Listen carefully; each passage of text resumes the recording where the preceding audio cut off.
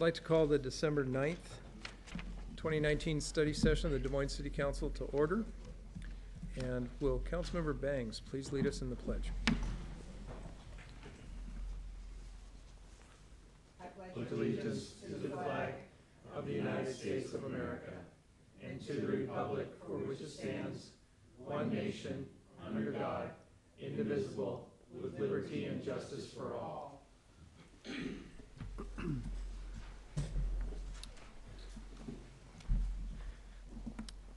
Thank you. Let the record show that all council members are present with the exception of Councilmember Back. Is there a motion to excuse Councilmember Back? I move.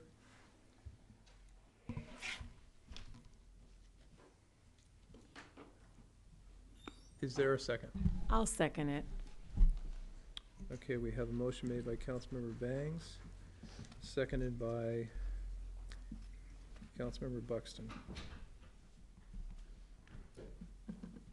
All those in favor, please raise your right hand, say aye. Aye. Nays? Nay. Fails. The Councilmember Back is not excused tonight.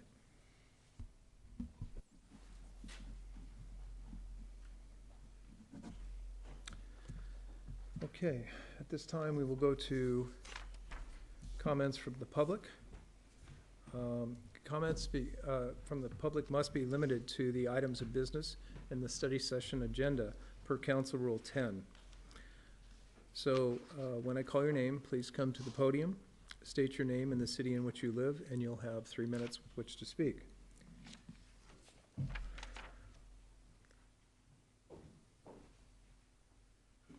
I have, looks like Kyle Schwartz and Liz Diedrich. Oh, they're consultants. You're there, that's what I thought, and so I'm a little confused. You just wanted to sign up to speak. I guarantee you will have time. For, matter of fact, I will so guarantee that we'll put you on the agenda. Okay, all right. But thank you very much for, I was like, okay, I'm confused now. All right, okay. Having said that, is there anyone else from the audience that wishes to address tonight's topics that would like to speak? Seeing no one, go forward. We're going to go to emergency issues recognition, but with council's indulgence and city manager and staff, I have a couple things that I would like to share. First thing is, tonight we had a meeting with our state auditor's office, and there was an exit conference. We again received a clean bill of health. Now, that's 4 years running. And I think, first of all, I want to thank Michael and Beth Ann and your leadership team. And I think it's worthy of applause. I really do, folks.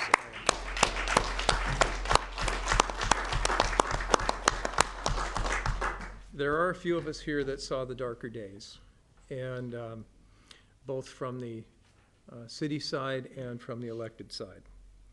And at one point, had we stayed on the course we were on, the city would not exist. But today, this is a very healthy, viable city, and after several audits over 4 years, and that really is the change in leadership within this organization, we are not only solvent, we have a very bright future. And because we have such a bright future, we get to talk about the things that we're going to talk about tonight. So I wanted to make sure that that did not go unnoticed. The other thing is, at our last meeting, we did have, we received some correspondence from two of the folks that were recipients of the Spirit of Des Moines. And I'd like to read that to the council. Mayor Pina and City Council members, thank you for the recognition, celebration, and the Beautiful Spirit Award. When it comes time for a volunteer to retire, it's nice to feel that your life goals were appreciated. We are totally grateful to all of you. Wayne and Susan Corey. So I wanted to make sure everybody saw that, and I think it's also makes a bit of a statement in that it came in one of Carmen's cards. So I'm going to pass this over. I'll pass this down, and whoever is the last person to see it, please give it to the city clerk, and we'll keep it on record here. And with that, I will move to emerging issues and recognition. Is that not yours? Well, okay. Am I going to get some help here? Okay. So excuse me 1 second.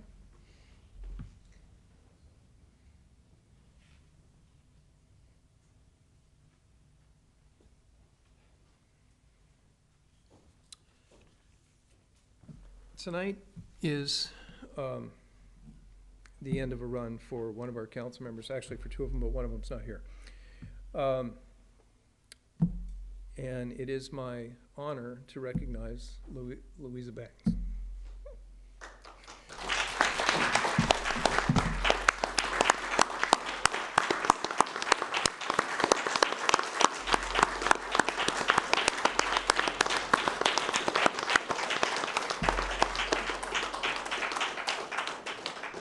And what we have to present to her, and I'll come over here, is a plaque for your service saying, in recognition of the outstanding service to the citizens of Des Moines, Washington, Louisa Bangs, Des Moines City Council, June 2015 to December 2019.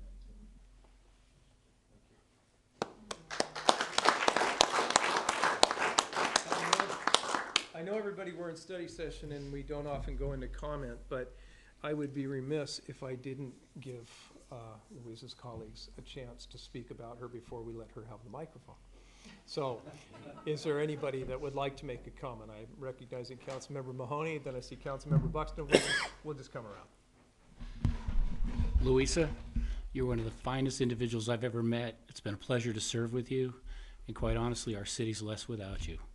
I know you'll be in the community and you'll still be active, but you're one of the shining stars I've ever met in my life, and I'm just grateful, thankful, and blessed that I got our time together. I've really enjoyed building a relationship and having a friendship with you.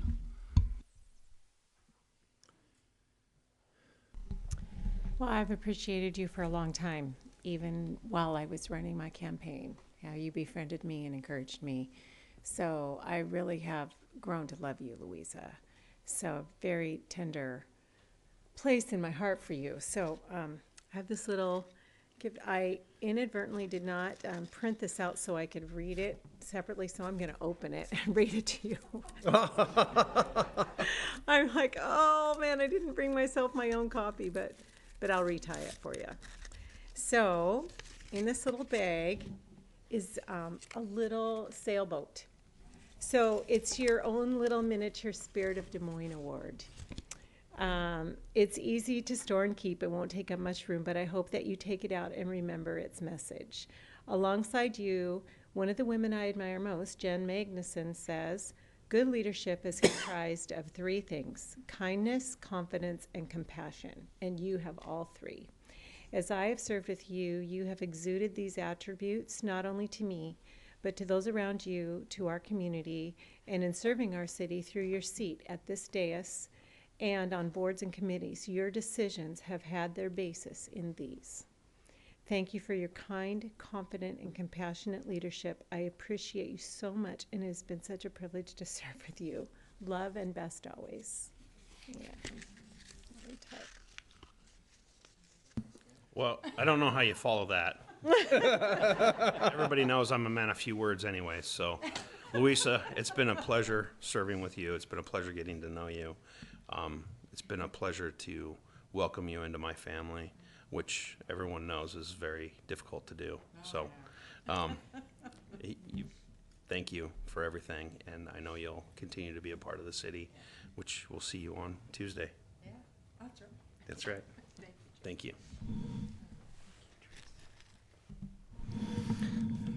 So, I was thinking the first time I ever met Louisa was when I was running for water commissioner for Water District 54 at Wayne and Susan Corey's house, and I have to tell you, she scared the hell out of me. She's sitting in the living room and I'm giving my spiel, and she's just like, just lasered in, and I'm going, oh my God, you know, but what I learned, and it really wasn't until a little bit later that our paths kind of crossed, and then took this journey together, is that she wasn't doing that to scare me. She is so focused, and wants to understand everything about what's going on, because she wants to make the best decision for her community. And so, Louisa, I am so honored to have you come in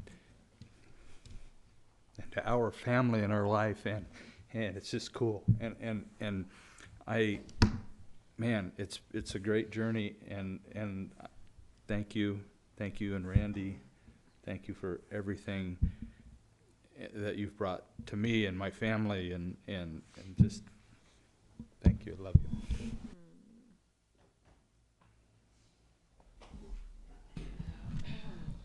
Louisa, I'd like to just say a few words on behalf of our administration. And I want to refer back to Councilmember Pennington's, Deputy Mayor Pennington's comment that you like to learn everything. And I won't talk about the burden that's placed on staff. But I think, you know, one thing that I admire, and I know all of us have always admired, is your commitment.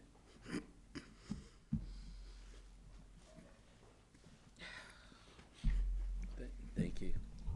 Yeah. You know, it is really hard to speak, which means you've served well.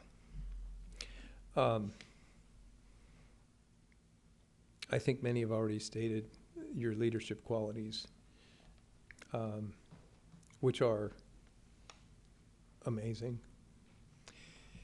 And the city is very fortunate to have had them. The other thing is your human qualities. You know, I've said it before, but you know, I've seen lightning strike. When you have a body that comes together, and not only do they have professional respect for each other, and we're all from different angles of life, but they find a way to listen, respect, debate, contrary to public opinion, debate, and agree to disagree, and work through the issues to do what's right. And your comments always came forward from it's not about me. And you really served selflessly. You commanded the respect that you deserved, and you made sure you were heard. And I personally, you know, it's funny, I've been doing this for a little while now, and I find I learn from my colleagues all the time, but I learned a tremendous amount from you. And, well, all I can say is thank you. I am humbled to have been able to serve with you. So with that, I'll give you the mic now. Wow, this was totally a surprise, but I'm definitely the fortunate one. I am sad that I won't be here for the next 4 years, but I will be in the community. I'm definitely going to volunteer for the two committees that I love. I'm on now, but I'll definitely be asking to serve on it as volunteer. But I will say this, I've been working since I was 16 years old. This is the best team I've worked with. And I've worked with a lot of groups. You guys are honest, sincere, thank you.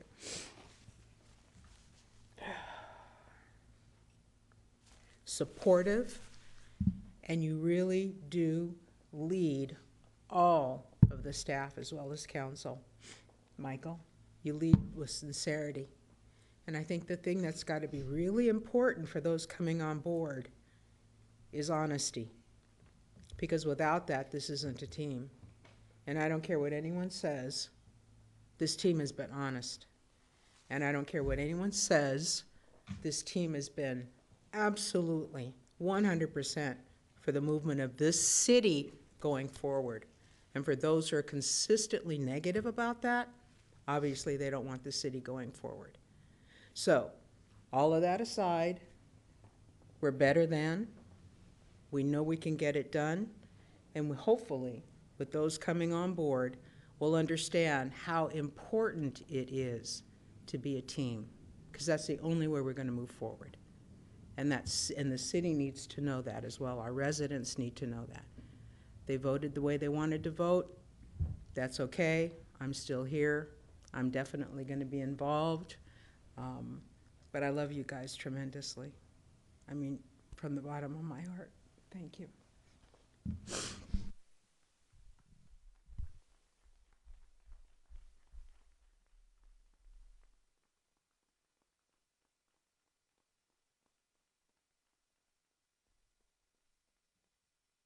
I'd like to suggest at this time, to regain our composure, we take 10 minutes, folks. And I think there's some refreshments over there. We'll take 10 minutes, and then we'll come back and we will get into the business at hand. Is that okay with everybody? All right, we're recessed.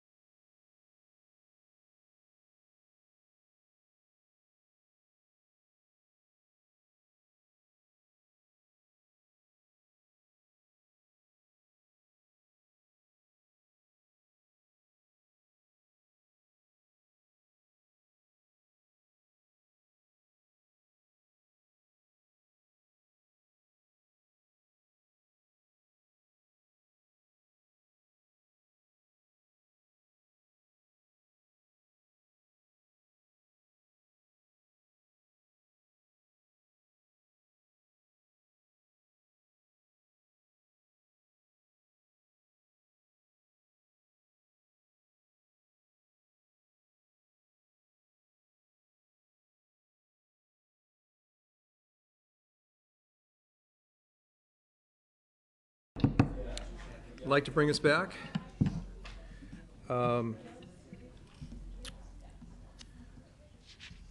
So with no consent agenda items tonight,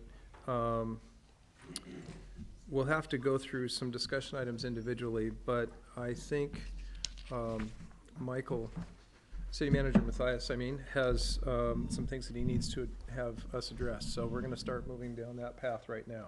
So we'd call this emerging issues. Yes. Okay, so just something briefly. Council, in front of you, you have a description with a number of bullet points that relate to the outcome of some joint aviation advisory committee meetings we held with Burien. Federal Way attended those. Members of the airport were there, and then perhaps some other cities and interested persons. Congressman Smith's rep was there. And what we've been looking for, kind of the background, which you're all aware of. Last July, the airport, or the Port Commission met in Kirkland and passed an allocation of money, $10 million, for the Sustainable Airport Master Plan to do about 30% design work and some other components of that. We felt that that had not honored our trust in them relative to discussing with the cities in advance of doing any work on the SAMP and subject to environmental review, which was not done. So Burien and then ourselves and then Federal Way all withdrew from the START committee, the stakeholder roundtable sponsored by the airport. We've been meeting to try and find what would be the conditions to return to that discussion with the airport as part of the START. So these are elements that the three cities came up with. I believe Burien passed direction for their mayor and city manager to meet with President Bowman from the Port Commission. And so tonight before you we have those elements, and we're asking a motion and direction of council directing the mayor and myself to meet with the airport, hopefully with the other cities also, Burien and Federal Way, to discuss what would be the conditions to return to START. So just something we wanted to get done before the end of the year. We hopefully have a meeting set up with President Bowman a little later in the month. I see Deputy Mayor Pennington. Okay, I move to direct the mayor and the city manager to negotiate the potential return of the city to the START committee sponsored by the airport and subject to the degree possible to the elements identified in the handout we received tonight that came out of the Joint Aviation Advisory Committee meeting that has been held. Second? Okay, we have a motion by Deputy Mayor Pennington and a second by Councilmember Bangs. Any discussion? Councilmember Mahoney. I was present for the meeting. I thought that it was a great meeting. Michael, thank you for a well-run meeting. I thought it met everybody's concerns. It was great dialogue and discussion, and this list reflects that I wholeheartedly endorse the fact that you guys would negotiate on our behalf. Seeing no one else, I'll just say that there's a little bit of out-of-the-box thinking on here, bringing in some elected participation. It's not necessarily out of the box for aviation committees around the nation, but it is a little out of the box for the way things have been handled around here. And even to the point that there was a potential suggestion of a potential merger between the Highline Forum and so forth. So I think I look forward to the conversation. So seeing no other comments, all those in favor, please raise your right hand, say aye. Aye. Passes 6-0. Are there any nays? Okay, 6-0. Thought I saw the hands. Okay. So we wanted to, we'll go on to our next item. And we wanted to move right from the airport to the water. So focusing on the potential for passenger ferry service from Des Moines. And I just want to make the comment, you know, it's been incredible for our city the quality of friends, consultants, and advisors that we've had helping us. And Robert helping us with the landside redevelopment, and Mark Bunzel with the water side. And tonight, that level of excellence continues. Peter Phillips is here. He's helping us as a consultant with our ferry-related work, provides for our city currents, and is just always engaged on behalf of the city. And in a minute, I'm going to introduce Bruce Agnew. We have two consultants here from Minnesota, and they came despite the outcome of the Seahawks game.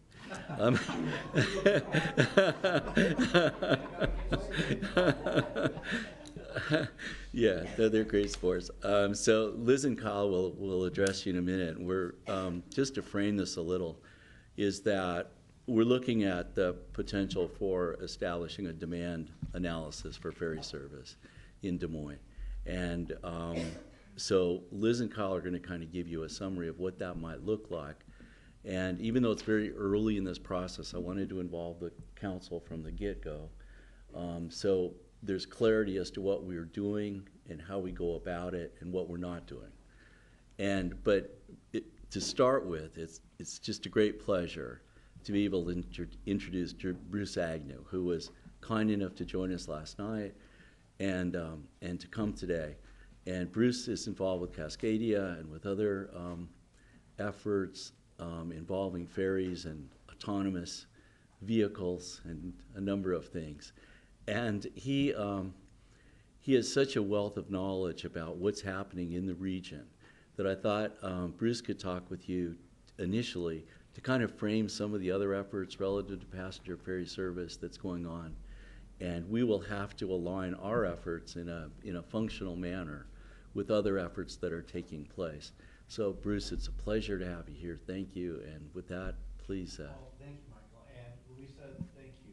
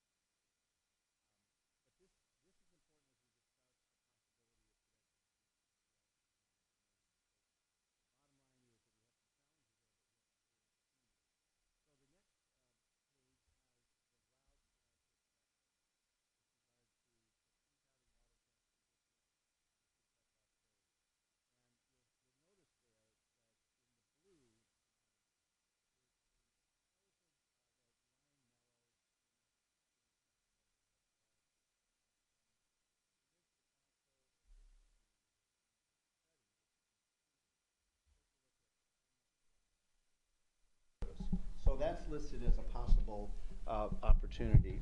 And then also, I got a double mic here. There are routes up north that there's been strong interest in, particularly between South Whidbey Island and Everett. Everett is a growing community with a large medical facilities, Providence Hospital, Everett Clinic. There's about 3,000 people that commute on and off that island. Some of them go to Everett, some of them go to Boeing, some of them come to Seattle. So there's been some discussion about the possibility of putting together, in concert with Kitsap, a fast ferry that would connect from Clinton, which is where the Washington State Ferry lands. It connects to Mukilteo, to Kingston, to Seattle, and then possibly a boat operating from Langley to Everett. And Langley is part of the Port of South Whidbey. So there's some interesting parallels with your marina here, because it is the Port of South Whidbey is much smaller than Des Moines Marina, but they've secured some grant money to expand their dock space. In fact, Victoria Clipper actually docks there on their smaller boats going up to the San Juan Islands to do whale watching. And I raise that issue because I think one of the opportunities for Des Moines and the marina is to expand your infrastructure that would allow private operators like, and I understand you've been talking to Argosy, and Argosy comes here for the Christmas ships. So if you were able to secure a stop by a regional passenger ferry, it has a lot of other opportunities for you in terms of development of the marina and the development of downtown. Now, these other pictures, I won't go into a lot of detail, except to say that our friends at KPFF have done a great job in taking a look at this downtown area with regard to both Pier 48 and Pier 46. And I don't know how many of you have ever been down to the Embarcadero and the ferry building in San Francisco, but it's a great example of a public-private partnership. The Port of San Francisco owns this old building on the waterfront. They tore down the Embarcadero Freeway after the Loma Prieta earthquake in 1989, and they've transformed the area into, it has huge sidewalks, and so there's electric scooters and bikes, and there's an ever-expanding network of passenger ferries to serve the 9 Bay Area counties. And it's the headquarters of the Port of San Francisco, but it also has world-class restaurants, farmers markets, small stores. It's just a wonderful place, and it's become a economic development driver for that area south of Market Street, because you've seen a lot of tech companies move into San Francisco, and they're looking for less expensive rent, so they've migrated down to the ferry terminal. And again, for those who've been to San Francisco, you know that you can actually go around the city to the other side. And so the passenger ferry operations have really revitalized that corridor. A couple of other notes. Our passenger ferry coalition that Peter and I started is a group of maritime interest businesses, local governments that are interested in expanding passenger ferry throughout the Sound. And when I say the Sound, I really mean basically Olympia to Blaine and Bellingham, because there are actually some discussions of connecting the San Juan Islands to Bellingham for lots of reasons. And there's some active interest by the San Juan County Commissioners. And in San Juan County, they don't have a transit district.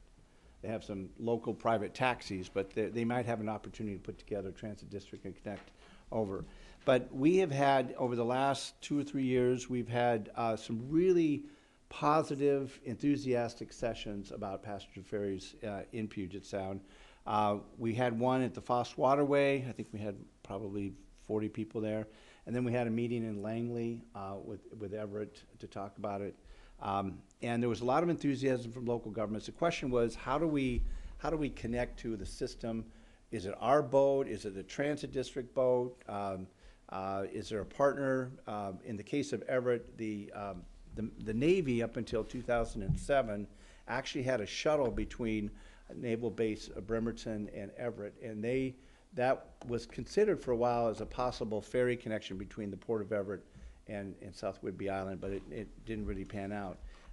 So at this point, there's a Puget Sound Regional Council study, and I don't know if you've had an opportunity to meet with the consultants, happens to be KPFF, but we're suggesting that by doing the demand study and talking about the economic development opportunities here in Des Moines, talking about your close connection to SeaTac Airport, I have always bragged that, you know, you can get from Des Moines Marina to the terminal in SeaTac in about 8 minutes. And now with 216 opening, it opens up downtown even more. But the difference when I was on the Ferry Advisory Committee for the PSRC study in 2007, and I came and spoke to your city council then, and there was some interest, but there's also some skepticism about, well, you know, how would it fit in with our downtown plans? 4 things have happened since 2007 that I think make the passenger ferry consideration important for Des Moines. First, when they did the passenger ferry study in 2007, Sound Transit was really the answer for north-south travel. And as we've seen Sound Transit extend its lines, unfortunately from Everett, I think we'll see it in 2040. But it was designed to take some of the pressure off Interstate 5. Well, we know what's happened with the economy and the population growth here. Essentially, I-5 is at capacity, and there's really no relief in sight. So when you look at passenger ferry service, you're not just looking at cross-sound anymore. You're looking at north-south. That's why Tacoma has embraced the idea of being able to get from Tacoma to Seattle in 35 minutes or so on the ferry in relatively protected waters compared to some of the passenger ferry operations up going north to Kingston, where you kind of opened up to the Strait of Juan de Fuca, and the water conditions, particularly in the winter, can be very difficult. So the I-5 congestion has really driven a renewed interest in north-south passenger ferry service. The second kind of evolution is in affordable housing. Back in 2007, we didn't have the crisis we have now with regard to people moving away from some of the big cities like Seattle and Bellevue, moving out to South King County or to Snohomish or Mountain Lake Terrace to find affordable housing. So it's been difficult for transit to serve those new markets. And many of those people have jobs at different hours. So they could work, maybe one person in the household works a straight 9 to 5, the other person has a split shift. And so transit is becoming a challenge to serve those communities further out from the core cities, the big cities. The third aspect of this that really has been impressive, and I would encourage you to get a briefing from the marine community about the high-tech boats that are being developed. They're incredibly low emission. They're fast speeds. I took a Long Live the Kings boat over from the Port of Edmonds, where the Puget Sound Express does a whale watching trip. And this boat was built by All American Marine in Bellingham. It goes about 50 miles an hour. It rides up on these pontoons. It's an incredibly stable ride. It's low emission engines. And I just thought to myself, this is the way that we should be traveling around Puget Sound. Fast ferries, they have advanced radar to avoid any conflicts with whales, which tend to come down more and more into the South Sound. And Peter can tell you, because that's his business, that the marine industry has so many opportunities in Puget Sound for passenger ferries. Young people going to work in the marine trades in Bellingham or Whidbey Island or Port Townsend or Anacortes, where we have our marine manufacturers that build world-class boats. The fact that all the components of these vessels can be constructed here in Washington State. When you look at your transit buses and your light rail, many of these this equipment has been built overseas, or it's been built here through Buy American provisions, but they're built locally, but they're still foreign companies. Everything about a passenger ferry system can be built and manufactured here in Washington State. And that's a great opportunity for young people who, may pursue a career in the trades. And then I think the last thing, which is a bit of a scary thing, but there's a lot more understanding now than there was in 2007, and that's the potential devastating impact of an earthquake on our surface transportation system. We saw this when we held a Return of the Mosquito Fleet Forum back in 2003 on the Royal Argosy that was donated by Mr. Blackman, the Argosy Cruises. We had about 5 members of Congress led by Senators Kennedy and Cantwell, and we had two really incredible presentations. One was by Arthur Imperatori, who talked about how a private passenger ferry company called New York Waterways basically evacuated Manhattan after 9/11. And that story is, they made documentaries about it.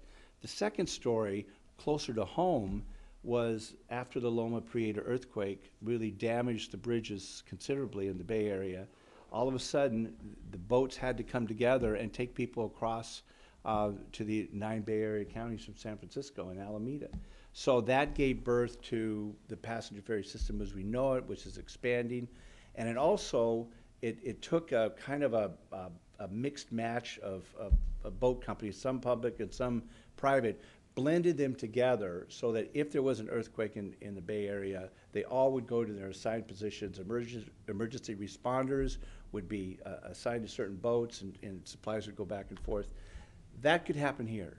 So there are lots of reasons to have a passenger ferry operation, but that may be the most important one, because if we lose our bridges and our roadways and our railways and we can't get equipment and people around and medical equipment around and then have a recovery for our businesses that are affected by the earthquake, we're in deep trouble. San Francisco's learned that lesson. We need to learn that lesson too. So I guess I would end and see if Peter's got any other comments, suggesting that you're really lucky in Des Moines because not only do you have, from what I've seen in terms of Mike's tour that he took me on with Andrea Ray and of Des Moines. I was very impressed. And then Tracy attended Autonomous Connected Forum that we had down at Des Moines Beach Park. You are in a great position in Des Moines, being close to the airport, having this wonderful marina and this downtown that I'm from Everett and Edmonds, and we've been blessed by having the ability to get to the waterfront through, without steep cliffs. You've got a nice grade down to the waterfront. I know the plans for the steps and the work that you've done with the Port of Seattle, very, very impressive.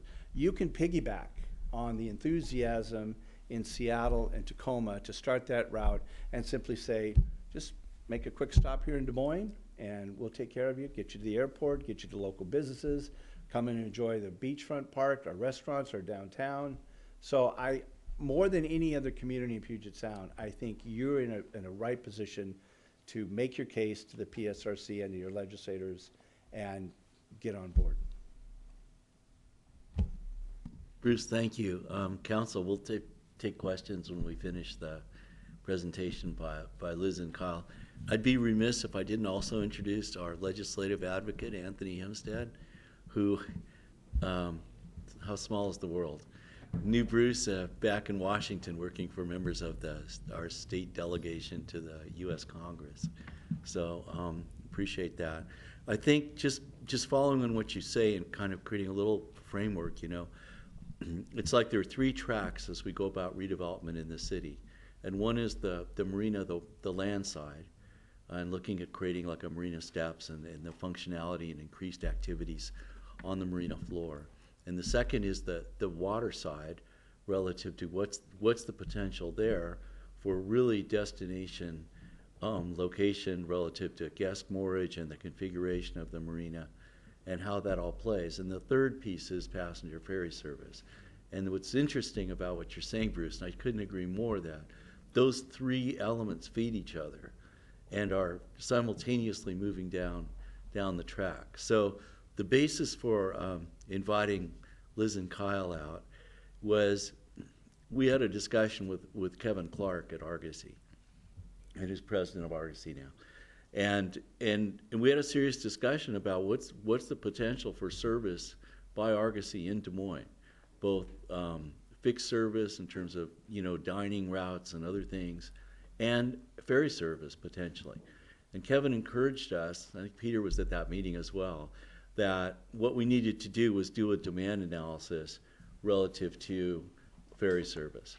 And so what we did was we engaged Liz and Kyle to come out and tell us and show us what would a demand analysis look like.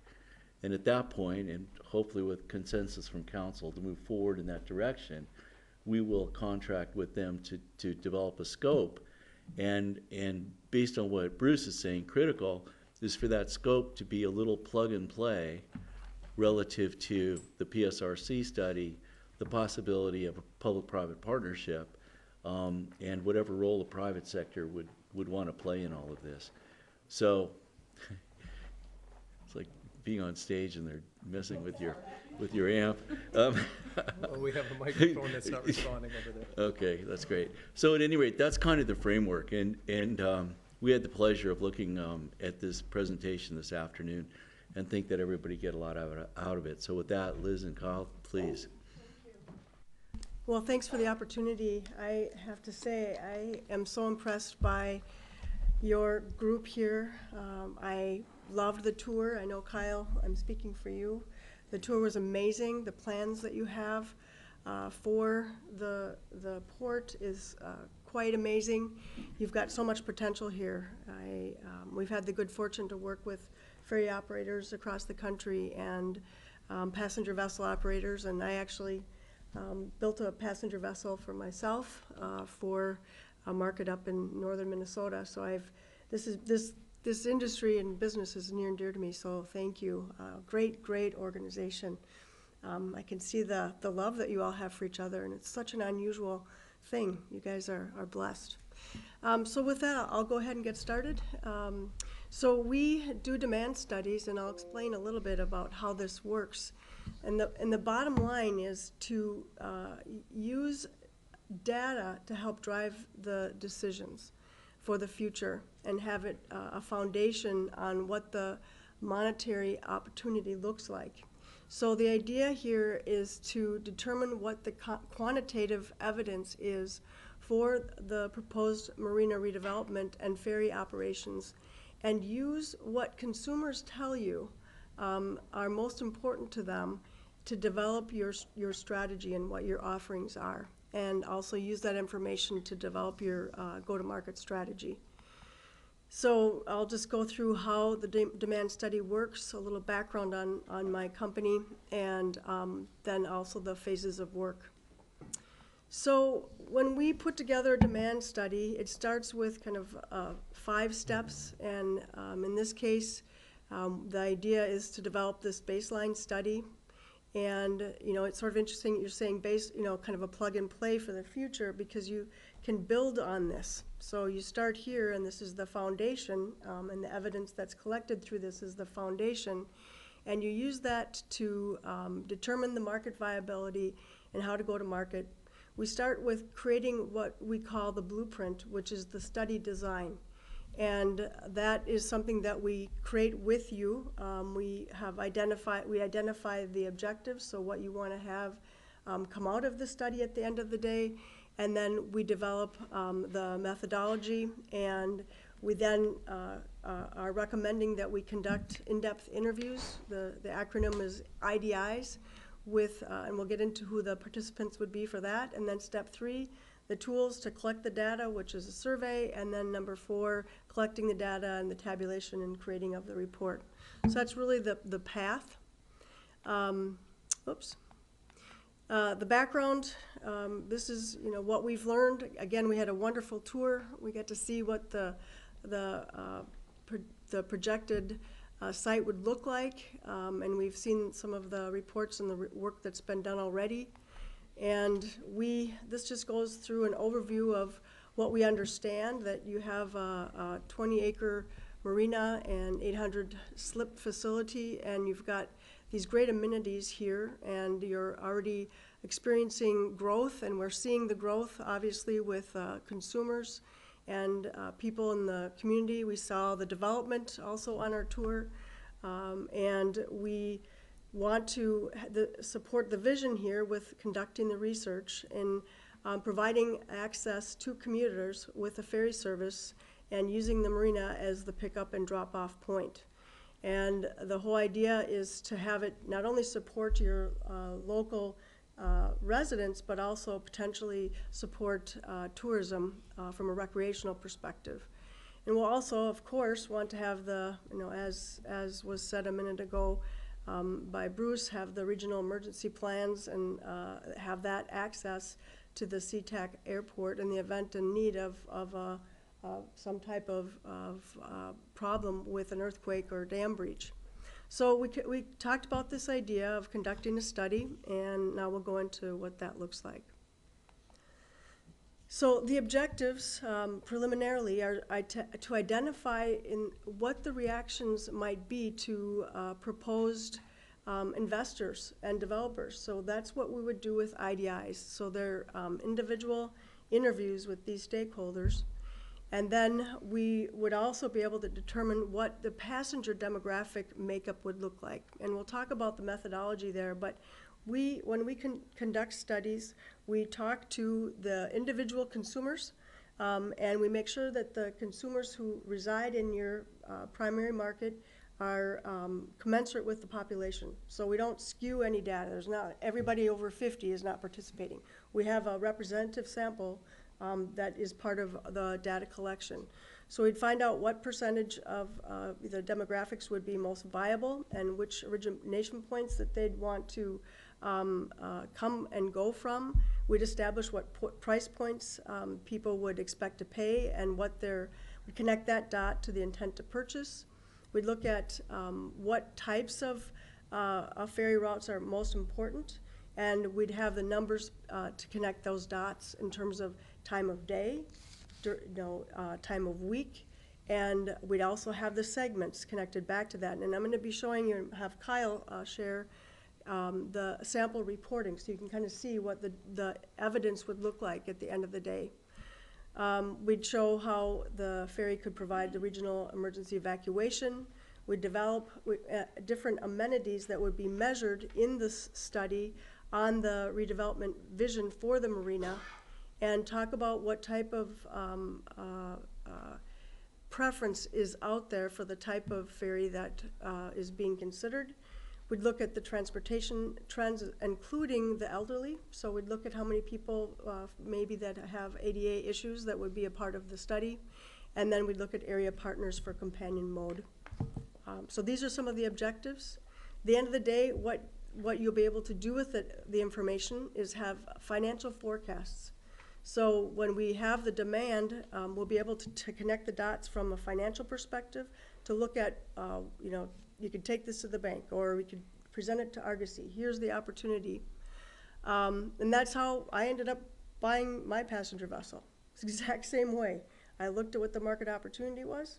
Okay, so this is what I think I can do in terms of revenue. You look at the operational business concepts, so you know exactly what to do when you go to market. You've got all the information. This is what people want. This is what's going to cause them to buy.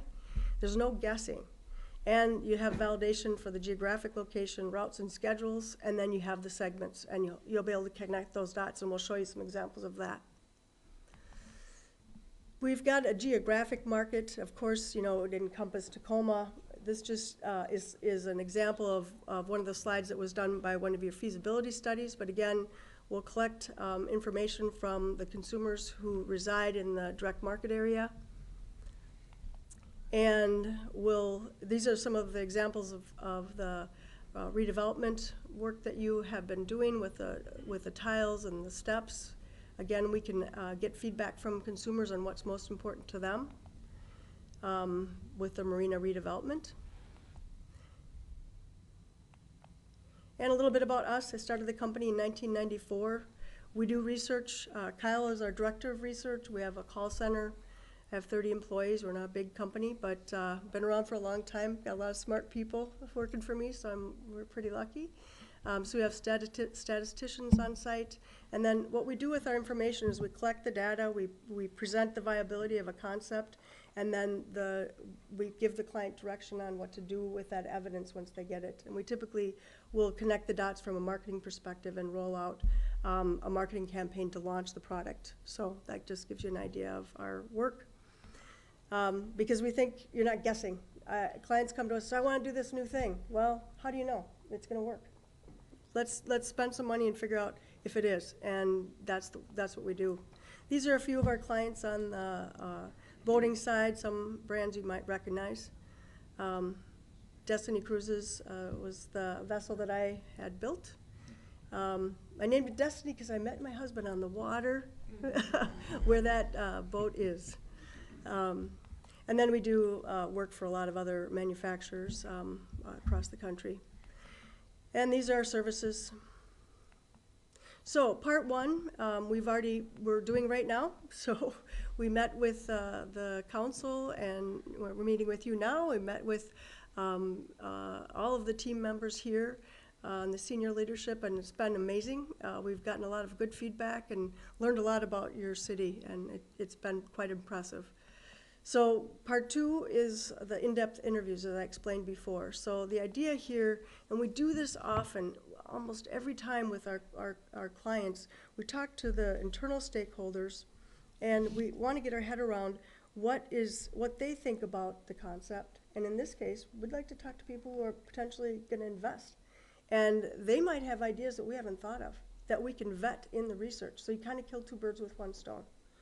And so that's kind of the first phase of work. And then we use any insights that we get, and we build it into the demand study. So this is the heavy lifting phase. And it starts with, as I mentioned before, a blueprint, which is the study guide. And we use that to develop the survey. And then we do the data collection, and we roll out the report, which we're going to show you some sample reporting, and I'm going to have Kyle present that information. This is an example of the blueprint. And again, this is co-created. It's approved by Michael and his team and whoever else you would want to have be involved.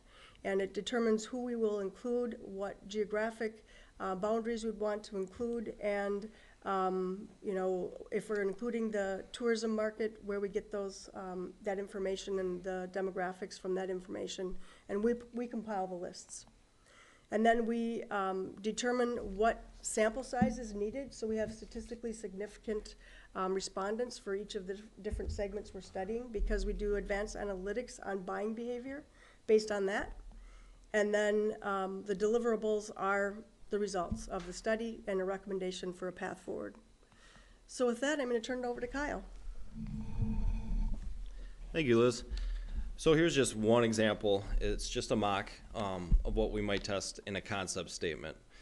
So here we're looking at a quick and affordable way to travel between waterfront communities. Within this, we would tee up and propose the potential cost, some other factors that might persuade an individual from using a commuter ferry. And then we have some bullet points below there as well. Again, this is just a sample, but it kind of gives you an idea of how we might typically test a concept such as a passenger ferry like this. So this concept statement is something that people evaluate and they react to. And so again, we co-create what this vision statement is, if you will, and then there are attributes that are listed below it. So we just threw out some examples just for illustration purposes today. So this is just a preliminary idea. And here we have, again, just a sample of using a 5-point Likert scale, how likely they might be to use a service such as this.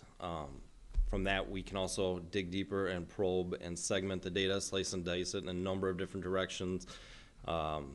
In this case, it would probably be, you know, commuters to Tacoma, commuters to Seattle, stop-off points, people that frequently visit the airport, how likely they might be to consider a service like this, so on and so forth. So we do, as Liz mentioned, have a stats and data engineer on staff, and that's what he does all day, is he uncovers what the data is ultimately telling us through statistical analysis.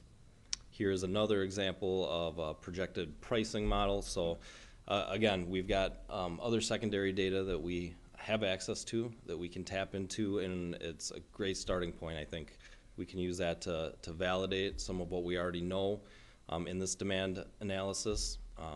We can also kind of dig a little deeper, probe a little further, and again, we're talking to actual residents of your community. We're talking to the people firsthand, maybe uncovering some barriers that we might not be considering at this point, some qualitative feedback. There's a number of different directions we can go with a project like this, and you know, in addition to validating what we think we already know, you know, we always end up learning some additional interesting key findings that maybe weren't considered before. So again, this is just one example where we kind of look at the age demographic, the generation, and determine likelihood to use a service. Here we've come up with some projections, again, segmenting the data. We've got the residents, tourists, hotel guests, tour operators, and airport commuters. Again, this is sample data. You know, we're just looking at the buckets and kind of throwing some numbers out there. They don't mean anything at this point. And then here we've got a example of attribute importance matrix.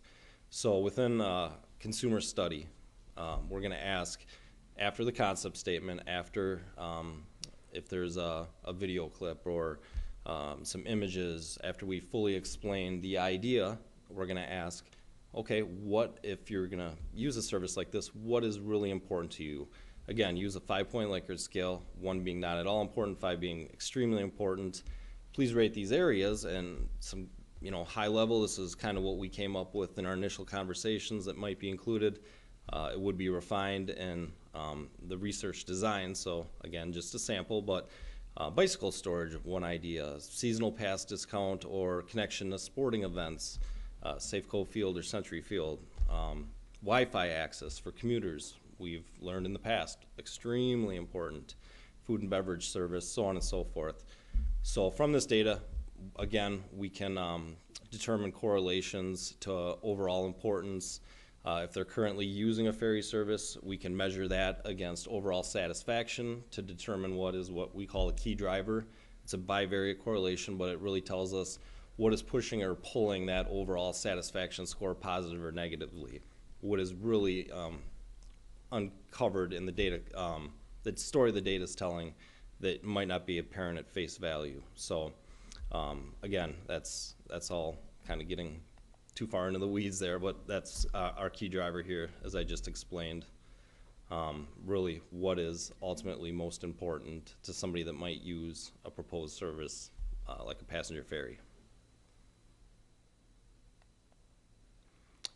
Here again, this just illustrates a number of different segments.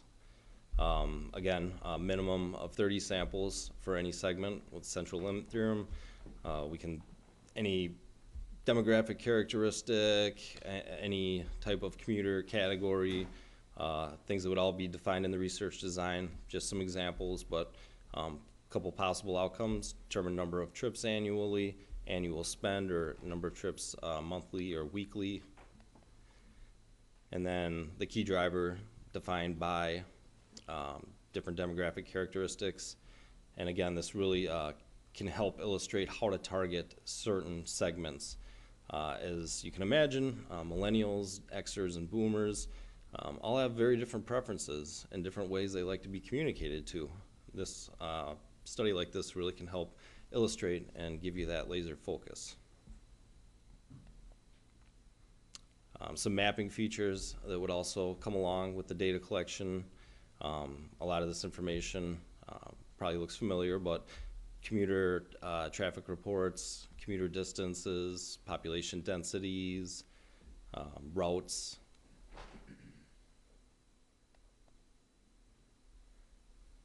And then, with Michael's permission, I guess, we would open it up for questions.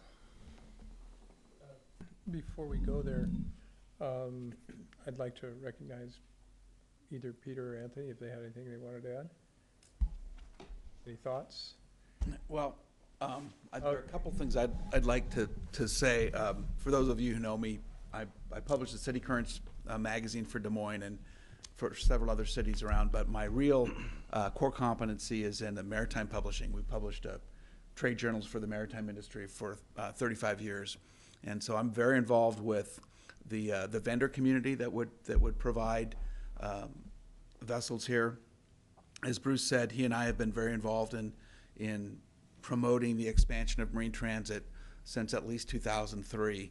And the time is ripe for a variety of reasons that I won't go into regionally for it to happen. And Bruce gave you some overview there. But I wanted to comment on a couple things specifically that make Des Moines an important component in the Seattle to Tacoma route. Tacoma and Seattle have been looking at this very seriously now for about a year, and Tacoma has been taking the lead.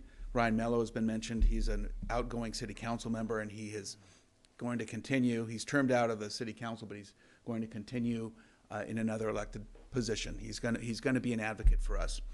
A study has been funded. It's found that the Tacoma to Seattle route is viable, but in my experience, for it to work, currently it goes from urban center to urban center, workplace to workplace, but the residents, the people that actually work in Seattle and Tacoma, live here. So for this Tacoma to Seattle route to be economically viable, they need to get the residents from Des Moines that are going to get on the boats and go to Tacoma or to Seattle, and vice versa.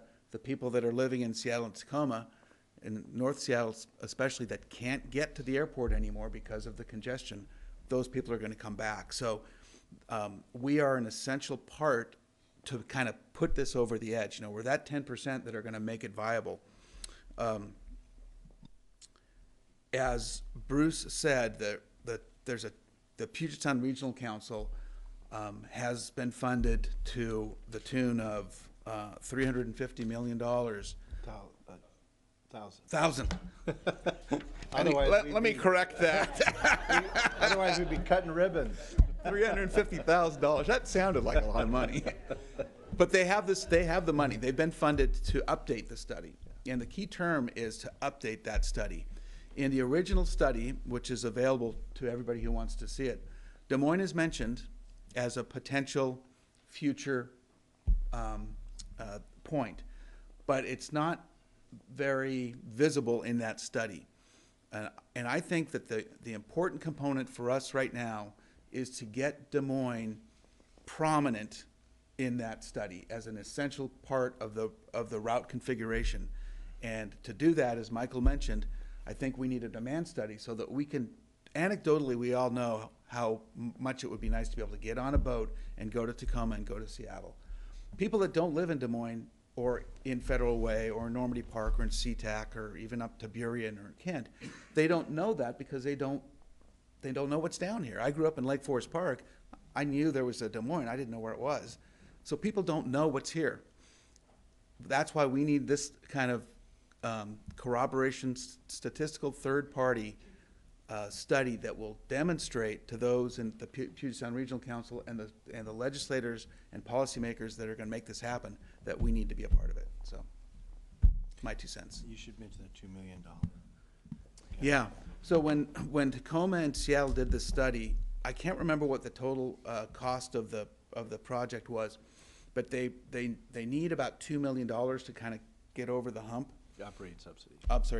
So the way that these models work around the country, and this has been proven, is that you have the terminals at either end are funded and managed by the taxing districts that are there, and Des Moines has a whole variety of taxing authority. It's a port and it's a city, et cetera. And then it's relatively simple to get a grant and public money for a boat. Public agencies can do that. The tricky part is finding an operator, and it's that operating cost, which is a relatively minor cost, but it makes or breaks the project. And Tacoma and Seattle are about $2 million short in that operating cost. If we have the Des Moines component, access to the airport and the passengers that are backfilling those routes, then we think that we can get over that hump. And I would just add, you have what no other community in Puget Sound has. You are 3 miles from this fastest growing airport in America. And so when you go to the PSRC and you go to Tacoma and Seattle mayor and city councils, go with the port, because when I look at SeaTac Airport and it has the same amount of lanes going into arrivals and departures that it did when I graduated from high school, you got a problem getting to the airport. So they are committed to getting more people in fewer vehicles to the airport. So running shuttle buses up here, possibly having the port subsidize shuttles and the passenger ferry operation. Under aviation rules, there's some opportunities there with some creative federal work. But they are powerful partner to work with on this. And so I think whatever you can do to bring them down, and I understand you've had commissioners down here touring and they're supportive of your project. So, boy, they're a big factor in the regional decision making. Yeah, absolutely. I think that that we value that relationship with the port, especially going forward, as a critical element of our future. I want to mention what Peter was talking about. We did have Councilmember Ryan Mello come up here and do a tour, and he absolutely echoed, I think, comments that you're making in terms of the value of Des Moines potentially as being part of the solution. So at any rate, Anthony, you have anything? Just very briefly, first off, I would like to commend the city for the long-term strategic thinking that you're engaged with right now, because this really could be a great amenity and a game changer for Des Moines in a variety of ways. At the end of the day, of course, things come down to cash and how to pay for things. Ordinarily, I'd very much be encouraging us to pursue some funds from the legislature this year to even help to pay for this demand study, because this is a regional issue. It isn't just Des Moines, and I think you can make a strong case that it should be paid for regionally as well. But with the passage of 976. Even with the court cases out there, it will be extremely difficult to get more funding out of the legislature this session. But I think great if we do have the demand study in time for the next session, that we can go and seek the next logical down payment on things. But while there might be some good prospects for going after grant funding and the like, there's a major backlog that the Washington State ferry system already has, and so we need to also be realistic that this isn't going to happen even with a good demand study. It's not going to happen immediately, and we have to be looking pretty long term for both infrastructure and the boat funding. But the longest ferry journey starts with that first step, I suppose, or that first swim, and it's exciting that it's starting. You just preempted our request for you to go down there and find a couple $1 million. Yeah, in 2021, I think would be well, and then also probably worth noting that hopefully 976 might be completely thrown out, or parts of it may be thrown out by the courts. But one of the many things that 976 did is it revoked the ability for local jurisdictions to help fund passenger-only ferries with a local tax for that, and it didn't belong. And it's kind of a mess. Presumably, the legislature will correct that here at some point, and it's not something that Des Moines is set to do right away anyway. But you don't have the authority is gone currently.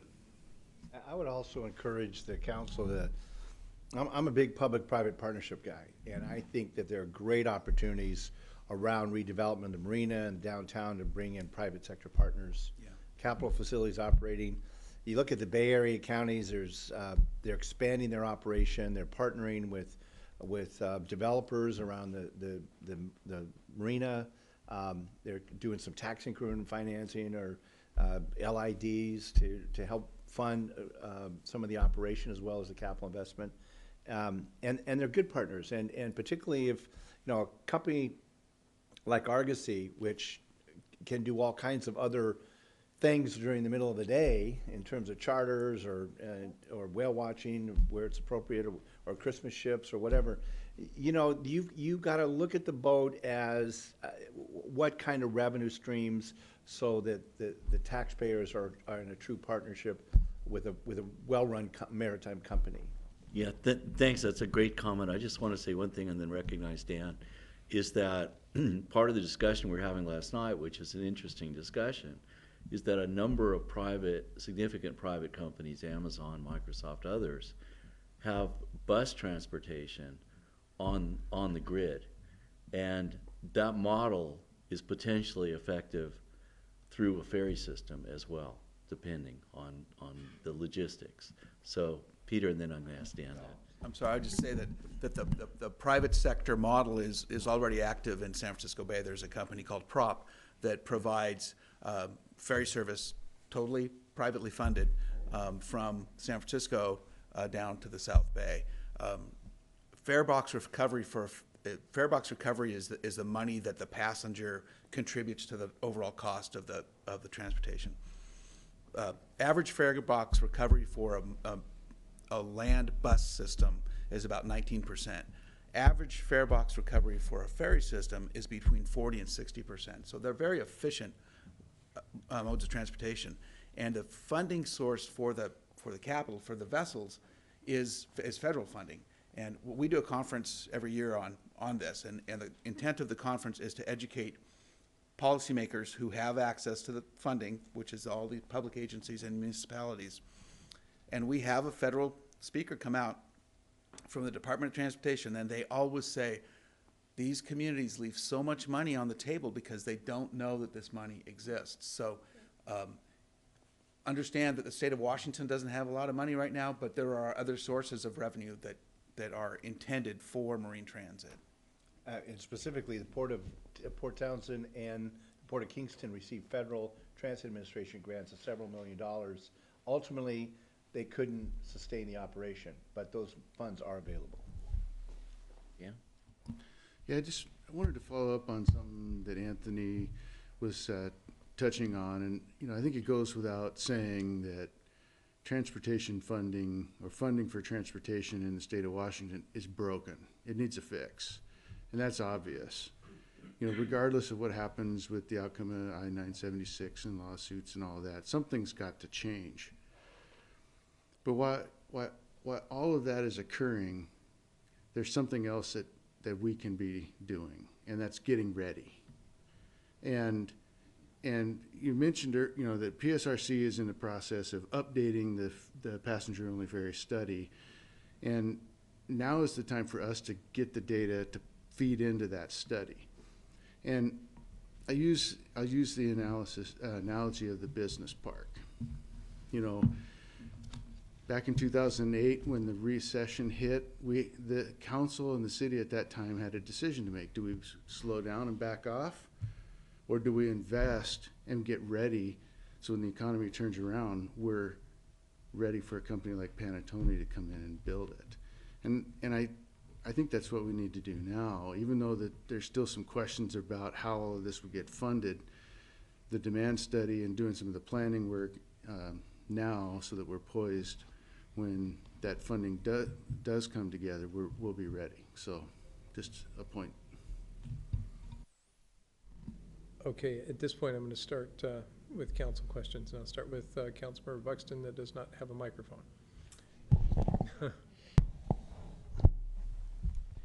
So I want to jump off of Dan's comments with, I'm fully in favor of moving forward with something like this. And I appreciate the foresight of our staff and leadership of even creating the transit opportunity with the community connection shuttle that goes down there, which could easily be modified in the future for something like that. And but as we move forward talking about federal dollars being available and PSRC updating their study and Vision 2050 just actually closing today, they closed up the document and they're moving forward to produce the final thing. And that's all about transit-oriented development, and we're a high-capacity transit community. So Susan has done so much work in that research.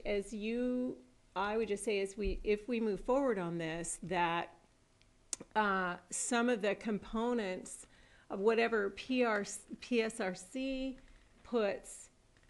finds in their study, and also even some of the things that come out in Vision 2050, which is going to have a lot of regulatory demands on communities, might be able to connect it with being creating transit corridors. If there's work that we need to do, like what Dan said, in creating some kind of connectivity with our density or development, I don't know, creating a center, for example, designating a local center in our downtown area or close to the marina, where all of a sudden then we would qualify for federal transportation dollars because we have this area that we designate. I'm just throwing that out there. I'm not saying we're going to do it. I'm just saying it's a possibility to consider.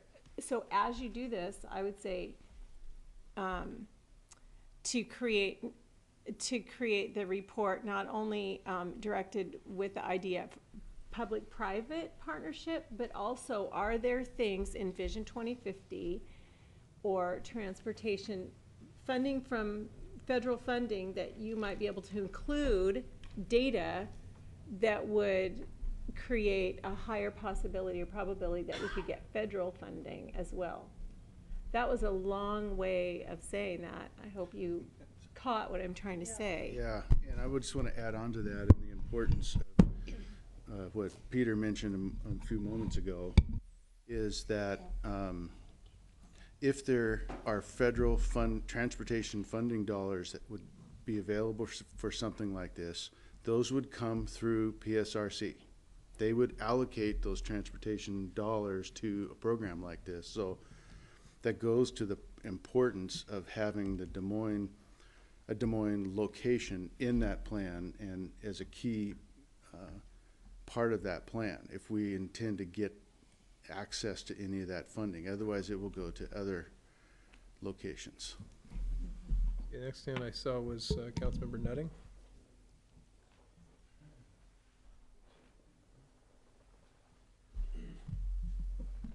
So, Anthony, thank you very much for your comments. That answered quite a few of my questions that I had. And Dan, for your comments as well. Thanks for the presentation, team. I do have some questions that are based around the fact that we are getting ready to redo the north bulkhead and restrooms, and we have that in consideration. My only thoughts is that the terminal, if possible, would be located at the north end of the marina. And if there's any consideration that's been given to upgrading or putting in some of the utilities that might be possible instead of tearing up what is going to be redone looking down the road. To the extent that we can right now, we've looked at some of those factors with the North Bulkhead project itself. There would still be work that we'd have to do in the future to accommodate that, but to the extent that we can now, knowing, I mean, there's still a lot of unanswered questions as to where a landing facility would actually go or the utilities that would be needed. So, but we have been looking at depth of water and things like that with the bulkhead project. Councilmember, just one comment regarding that. It's like the timing is just perfect because looking at, redesigning perhaps the guest moorage, that whole portion of the marina, this could align with that and be integrated into that process. Absolutely. And I do, one last comment is I do believe the demand is there, and moving forward, I believe the demand will be increasingly more. I'd like to know more moving forward on where the possible funding strategies, even for the study on where the funding would come from and how we would move forward with that. So, thank you. There could even, we have some aging docks and so forth, so this could affect some thought behind the entire configuration. So, this is the right time to do it because we're planning all over the place. So, next person I saw was Deputy Mayor Pennington. Just one last comment. So the money comes from just asking Beth Ann to get the money. Deputy Mayor Pennington. Okay. Thank you for coming out and sharing with us. I will support this wholeheartedly. I think it is good timing, and I do agree with Dan. This is the time to look forward.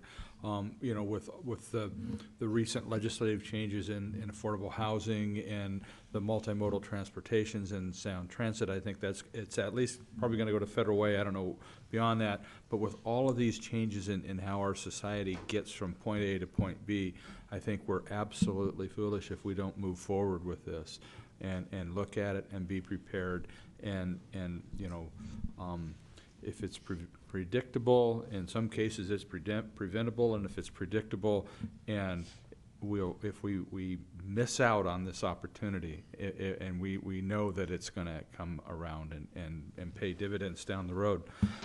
So so I'll support this, and a couple of questions I had with the KPFS study, that's a Tacoma study.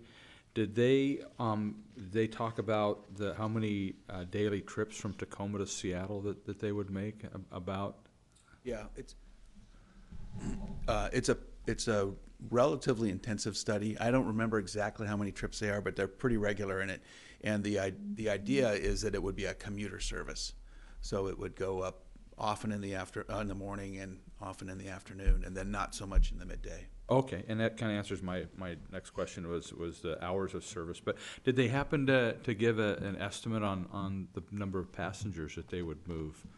Yeah, I don't have any of the detail, but what is important in all of that is that their study is predicated on a certain number of boats that would run from Tacoma to Seattle and back on those peak hours in the morning and the afternoon. Because of prevailing wage laws and labor laws, that means they would have to employ the same number of employees all day long.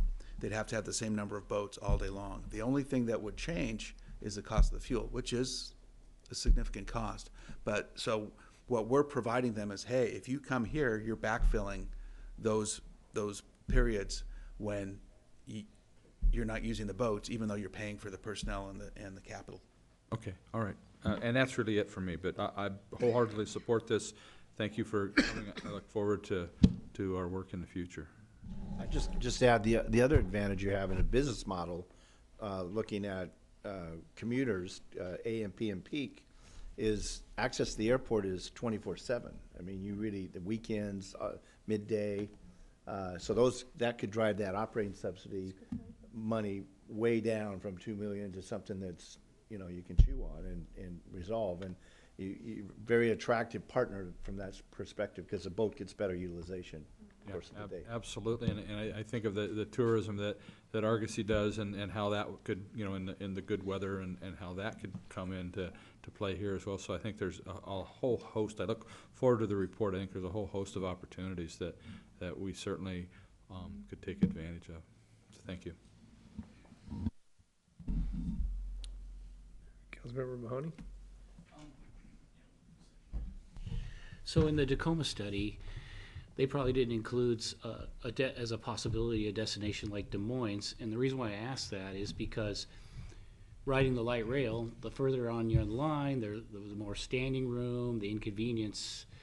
They probably didn't take into consideration, but probably could be added or maybe incorporated in a study we do. Is that a possibility? Are you? You're more familiar with the Tacoma study than I am. Yeah, I think that in my personal opinion, our position is, if you guys are going to do this already, what we can do is add people. None of these ferries are ever maxed out. They're 350 passenger boats, and a successful load value is about 200 passengers. So there's always room in the boat. And those boats are the size they are primarily because of the sea states in Puget Sound. They could use smaller boats if it was just a passenger issue, but they have to be substantial vessels so that they can run all year round. So they have excess capacity. That's not an issue. What I think we want to do is say, hey, you need this backfill, and we can provide that backfill, and that's what the demand study is for, is that tool that says, we're here, use us. And I'm just talking off the top of my head now, which is probably not a good idea to do in public, but I think that we will have that that power of adding that 10% or that 8% or whatever it is, so that maybe our funding burden is substantially lower because they kind of need us to make that happen. You're the deal closer. Yeah. Do they know that? Ryan Mello does. Okay. And then the last question I have, because I got to ask the question because it hasn't come up today, is what are we talking on cost for the study? I see the value in it, but I just want an idea of what the cost would be. You know, I think we discussed elements of a scope before Liz and Kyle came out, and then I think we've added to it. I think this idea of doing the direct interviews is a phenomenally excellent idea to get stakeholders, both get their input, get some ownership in the process, and have their participation. So I think we're probably looking at something below what my signing authority is, probably in the neighborhood of $40,000 or something like that, which we always, in the budget, we don't tell the council this, but we always put a lot of money in the city manager's professional services line item. So I think we have resources to do that, but it'd be in that neighborhood, I'm guessing. But if it went beyond your signing capacity, the solution is you come to council Absolutely. to get additional funding. Yeah, absolutely. And also, just for the record, we're very transparent on the budget. So, yeah. I assume you're going to want to make comment? Before you do, just because we're on this point right now, and then I'll recognize Councilmember Bangs. One of the things I would like to do, just turn your mic on. Turn your mic on. Okay. One of the things I'd like to do, because I think it's important that we get behind this based on the comments. So I know that general direction will get us there, but I guess I would just like to make a motion to instruct Michael and his team to pursue a demand analysis for passenger ferry service within Des Moines. And I second. Okay, I have a second. What a transition. Now, I'll move to discussion, recognizing Councilmember Banks. I simply was going to say that, to your point, Dan, we absolutely have to continue to see where we need to be versus not just where we are. And so looking ahead for Des Moines, and I think you said it, you lived in Snohomish, I lived in Everett. I had no idea where Des Moines was. So it's really important to, put our arms around this community and let people know that we are here. I mean, there are pros and cons to that regardless, but this is a unique community because we are so close in proximity to Tacoma and Seattle, and we're an easy jump off point, but we're still fairly affordable. So I think, I totally concur with doing this study and then moving forward, and you get the money. Okay. That's what we like to hear. Okay. Is there any further discussion? Okay, all those in favor of the motion to pursue the demand analysis for passenger ferry service within Des Moines, please raise your right hand and say aye. Aye. We have a 6-0 vote. Okay. I believe that concludes the presentation. I would just like to say I had the pleasure of spending some time with each of you last night. I have every confidence that you are going to bring us a very meaningful study that will, and some insight that will help us get to where we need to be. We are really fortunate to have you all at the table with us, and I'm just really excited to see where we're headed. I'd like to also invite you to become members of our loose-knit Passenger Ferry Coalition, to get involved with the other communities that are looking at this, like Everett, like Clinton and Langley, Bellingham, other communities that have marinas or port districts that you could learn from and share best practices as we move forward. Because Peter and I believe firmly that within 5 to 10 years we will see the return of the mosquito fleet but it'll be cleaner, greener, smarter, and faster. So by all means, designate one of your council members, one of your staff people, come to our meetings. We're gonna have one probably in February in Everett, my hometown, and mix it up and talk about development opportunities, what those ports and marinas are doing, how they're working with the private sector, how you work with transit, and like Uber and Lyft and these other emerging technologies, employer shuttles, to get people to and from the ferry terminal. There's lots of, this is a cool area of public policy, and I encourage you to participate.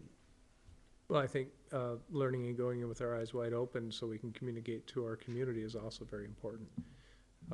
Because as you said, there's pros and cons. Whenever you move down a path, there's always the intended consequence and the unintended consequence. And being, as well-informed as we can be is very important, and sharing that with our community. The concept, though, it's very exciting. And I think you're right. I think I don't think it's gonna be a long period of time.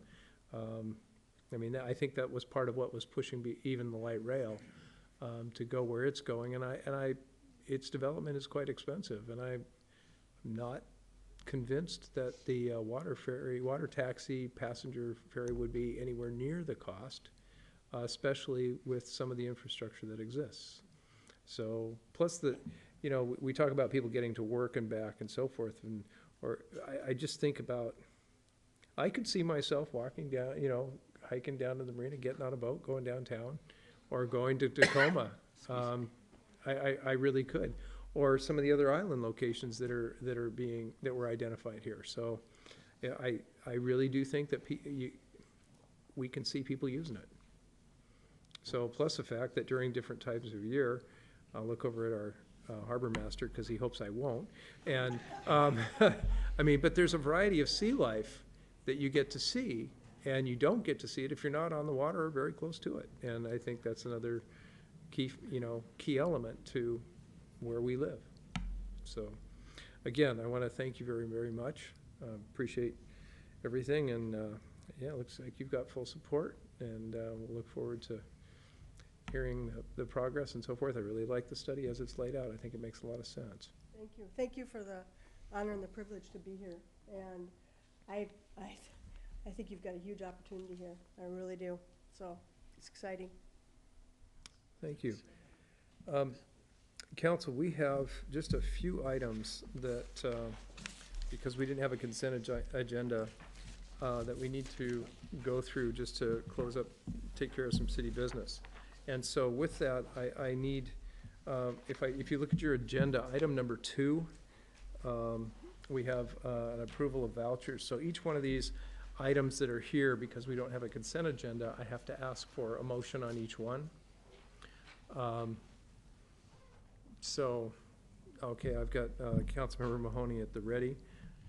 So I will go through the process of motion, second, and discussion, and we'll move through each item. So, Councilmember Mahoney. So, motion is to approve the payment of the vouchers and payroll transfers through November 21st, 2019, included in the attached list. Second. Motion made by Councilmember Mahoney, seconded by Councilmember Banks. Is there any discussion? Seeing none, all those in favor, please raise your right hand and say aye. Aye. Passes 6-0. We are moving to item number 3.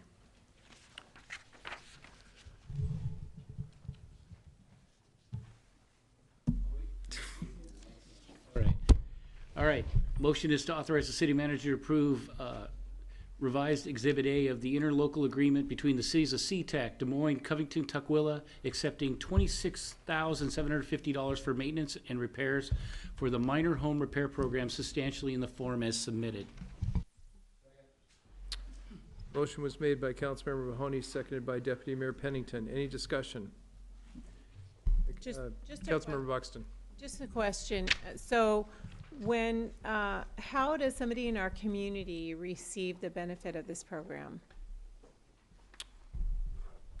We'll recognize Susan Cesar. This program, actually Tina in our permit center administers that program, and people apply for the funds. They have to qualify for via income. And a lot of times they come to us through the code compliance process as well, when things come up that, you know, we recognize a need, and so they're referred through that process. So the money is administered by the city of Tukwila. We do the internal, and then Tukwila does the coordination with King County to receive the funds. Okay, so mostly code enforcement. It is, but it's, yeah, that is one path, but people can actually apply for the funds. If they know, how would they apply? Would they come into City Hall and say, my neighbor needs a wheelchair ramp, blah, blah, blah, and they're poor, or you can't afford that, so they could come to the city and? Yes, they could come to the city, and sometimes they're referred by, we've had church groups that have recognized a need and have made contact on behalf of someone. Okay, somebody was just asking about this on social media a few weeks ago, so, all right, thanks. Thank you. Any further discussion? All those in favor, please raise your right hand and say aye. Aye. Passes 6-0.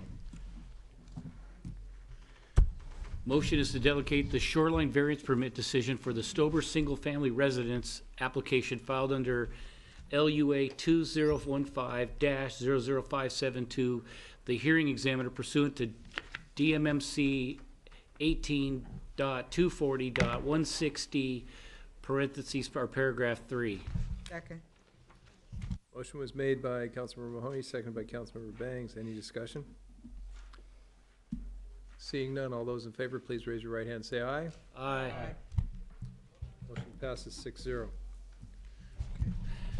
Motion is to approve the interlocal agreement between eCity Gov Alliance and the City of Des Moines regarding the joint funding of an aerial mapping project, and further to authorize the city manager to sign said agreement substantially in the form as submitted. Second. Motion made by Councilmember Mahoney, seconded by Councilmember Bangs. Any discussion? Seeing none, all those in favor, please raise your right hand and say aye. Aye. Aye.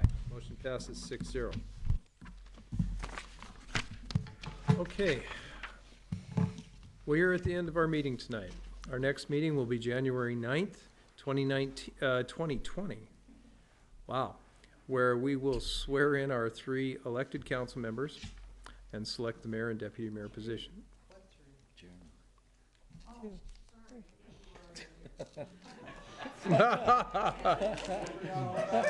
Yeah.